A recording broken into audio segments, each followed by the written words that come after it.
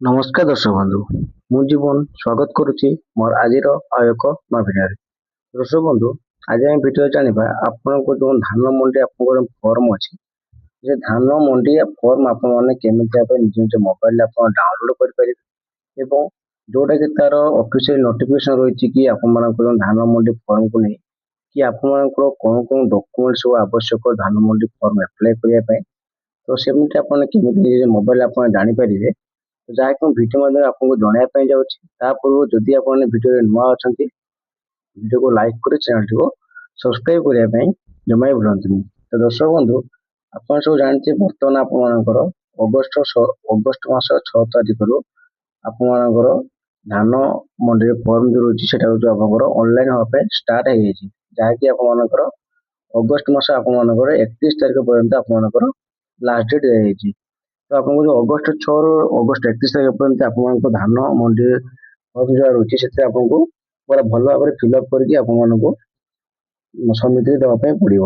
ତ ଏଇ ଫର୍ମଟା ଆପଣ କେମିତି ଭାବେ ନିଜ ନିଜ ମୋବାଇଲରେ ଆପଣ ଚେକ୍ କରିପାରିବେ, ତ ଚାଲନ୍ତୁ ସେ ବିଷୟରେ ମୁଁ ଆପଣଙ୍କୁ କହିଦେଉଛି।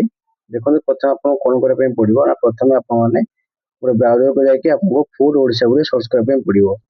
ଫୁଡ୍ ଓଡ଼ିଶା ସର୍ଚ୍ଚ କରିସାରିଲା ପରେ ପ୍ରଥମେ ଯୋଉ ଆପଣଙ୍କୁ ଲେଖା ହେଇଛି ଫୁଡ୍ ଓଡ଼ିଶା ବୋଲି, ଏଇଟା ଆପଣ କ'ଣ କରିବେ, ଏଇଟା ଆପଣ କ୍ଲିକ୍ କରିବେ।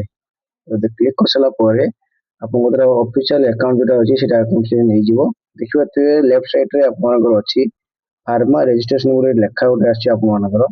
ଏ ଫାର୍ମା ରେଜିଷ୍ଟ୍ରେସନ ଆପଣ କ୍ଲିକ୍ କଲା ପରେ ଆପଣମାନଙ୍କର ଦେଖିପାରୁଥିବେ ଏଇଟା ଆପଣଙ୍କର ତାର ଯୋଉ ଗାଇଡଲାଇନ ଅଛି କି ଆପଣଙ୍କର ଫର୍ମକୁ ନେଇକି, ସେଇ ଗାଇଡଲାଇନ କି ସେ ଆପଣଙ୍କୁ ଏଠି ସର୍ଚ୍ଚ କରିଦଉଛି।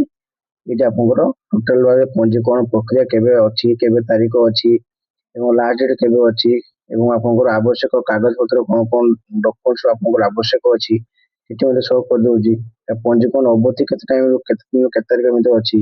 ଭାଗ ଚାଷୀ ମାନେ କେମିତି ଆପ୍ଲାଏ କରିବେ, କ୍ଷୁଦ୍ର ଚାଷ କେମିତି ଆପ୍ଲାଏ କରିବେ, ସମିତିର ଦାୟିତ୍ୱ କେମିତି ନେବେ, ହେଲ୍ପ ଡେସ୍କ ଆପଣଙ୍କର କିଛି ଅଭିଯୋଗ ଥିଲେ ଆପଣ କେମିତି ଭାବେ ତାହାକୁ ଆପଣ ନିଜେ ଜାଣିପାରିବେ। ତ ଯାହାକି ସବୁ ଡିଟେଲ୍ସ ଭାବରେ ଦେଖନ୍ତୁ ସେଠି ଆପଣଙ୍କୁ ଲେଖା ହେଇଛି। ତ ଏଠି ଆପଣ କ'ଣ କରିବେ ନା, ଆପଣମାନଙ୍କର ଯୋଉ ତଳେ ଦେଖନ୍ତୁ ଲେଖା ହେଇଛି ଆପଣଙ୍କର ଫାର୍ମା ରେଜିଷ୍ଟ୍ରେସନ ବୋଲି, ଯୋଉଟାକି ଆପଣଙ୍କର ଏଇଠି ଫର୍ମ ଫିଲ୍ଅପ୍ ଆପଣଙ୍କର ଦେବା ପାଇଁ ପଡ଼ିବ। ଠିକ ଅଛି, ଯୋଉଟାକି ଆପଣଙ୍କର ଫର୍ମ ଦରକାର ଫାର୍ମା ରେଜିଷ୍ଟ୍ରେସନ ପାଇଁ, ଧାନ ମଣ୍ଡି ପଞ୍ଜୀକରଣ ପାଇଁ। ତ ସେଇଠି ଆପଣ ଏଠି କ୍ଲିକ୍ କରିବେ। ତ କ୍ଲିକ୍ କରିସାରିଲା ପରେ ଯୋଉଟା ପିଡିଏଫ୍ ଗୋଟେ ଅଛି, ସେ ପିଡିଏଫ୍ଟା ଆପଣଙ୍କୁ ଡାଉନଲୋଡ୍ ହେଇଯିବ ଏବଂ ଆପଣମାନଙ୍କର ଏଇଠି ଦେଖିପାରୁଥିବେ ଏଇଟା ଆପଣଙ୍କର ତାର ଯାହା ବି କିଛି ଡିଟେଲ୍ସ ବଗେରା ଅଛି ଆପଣ ଏଠି ଫିଲ୍ଅପ୍ କରିଦେବେ। ଯଦି ଫିଲ୍ଅପ୍ କରିବେ ଆପଣମାନେ କେମିତି ଭାବରେ ଫିଲ୍ଅପ୍ କରିବେ ସେଟା ମଧ୍ୟ ମୁଁ ଆପଣଙ୍କୁ ଡିଟେଲ୍ସ ନେକ୍ସଟ ଭିଡ଼ିଓ ମୁଁ ଆପଣଙ୍କୁ ଜଣାଇଦେବି। ସେଥିପାଇଁ ଆମ ଭିଡ଼ିଓ ଲାଗି ରହିଥାନ୍ତୁ। ଚ୍ୟାନେଲ ନୂଆ ଅଛନ୍ତି ଚ୍ୟାନେଲକୁ ସବସ୍କ୍ରାଇବ କରିଦେବେ, ପାଖରେ ଥିବା ବେଲ୍ ଆଇକନକୁ ଅଲରେ ସେଟ୍ କରିଦେବେ। ଆମେ ଯାହା ବି ଅଛି ନୂଆ ଅପଡେଟ୍ ଆପଣଙ୍କୁ ଦେବା ପାଇଁ ଚେଷ୍ଟା କରିବୁ, ଆପଣଙ୍କ ପାଖରେ ନୋଟିଫିକେସନ ଯାଇ ପହଞ୍ଚି ପାରିବ।